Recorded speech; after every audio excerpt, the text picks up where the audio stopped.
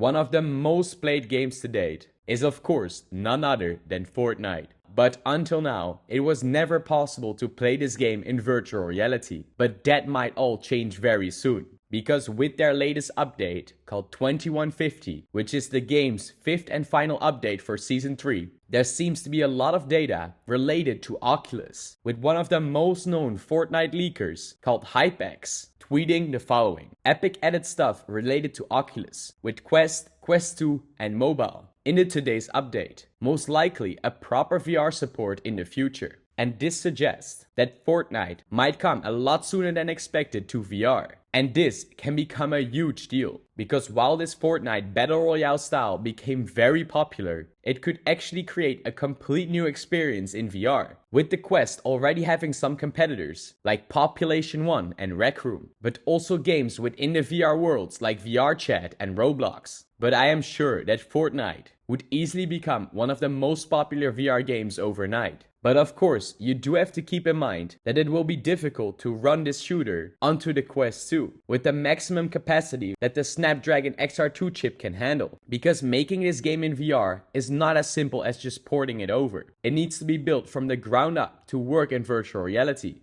But I think that even for new players, as well as Fortnite veterans, will love to play this game in a completely new way. With Epic also securing over $2 billion investments to put in their metaverse ambitions, which will only need a fraction of this to make it into a reality. So I can't wait to try this one out. But besides Fortnite, another big name is making its first debut in VR, which is none other than Nerf, the Ultimate Championship. I am sure we have all used or at least tried the toys from Hasbro Studios. Get it? And handling the weapons and moving around in these arenas feels very intuitive. With the company also confirming that more modes, weapons and even maps will be updated later after launch. So Nerf Ultimate Championship has still a lot more potential in the future. Although I already think that at launch, it is a very enjoyable game. So if you're a big Nerf fan, then you should definitely give this one a shot. We got a big new update to the long-awaited sequel called The Walking Dead: Saints and Sinners Chapter 2. And with it, we got a new look at some amazing gameplay,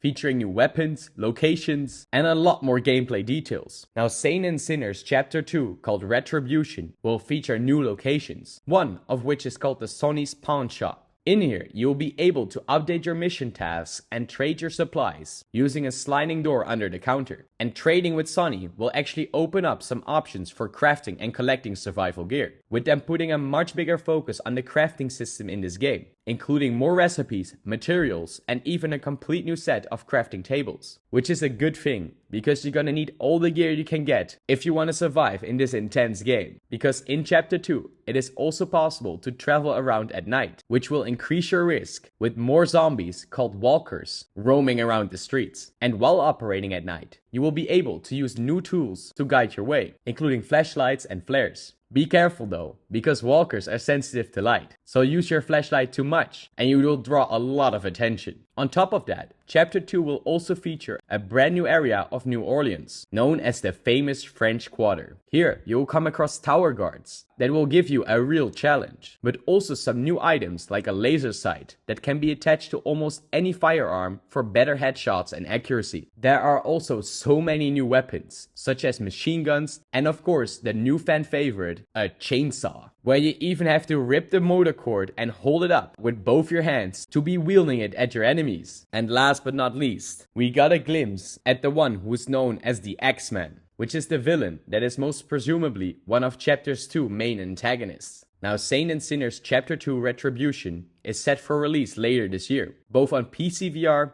Quest 2, and even the original PlayStation VR headset, which you should definitely try out if you dare. On the other side of the spectrum, there is a very interesting new project by the company named ImagineX, who developed the world's first platform on VR to experience real estate through the use of virtual reality. And this could become a huge game changer for the future. Because let's say that you are a developer who's working on a real estate project for an apartment complex, where before a lot of people created 3D models to then show to their investors. It will now actually be possible to walk through those in VR, creating a complete immersive experience. And just imagine the potential that this has. When you're, for example, looking for a new apartment, but it is not possible for you to do a viewing in person, then most of the time, all you can do is either a video call or looking at online pictures. But imagine just popping on your headset and walking through the actual space that you might buy, giving you a direct sense of the actual building itself, from the size, the view, to even the smaller details. And that is exactly what ImagineX is trying to create.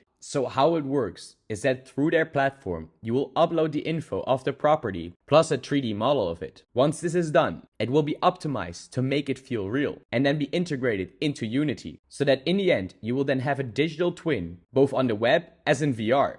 And I personally can't wait to see how well this will do in the future. At the moment, they made it available through App Lab, with the app itself named Home VR. And I will leave a link in the description below for those who are interested. But that wraps up this crazy VR news.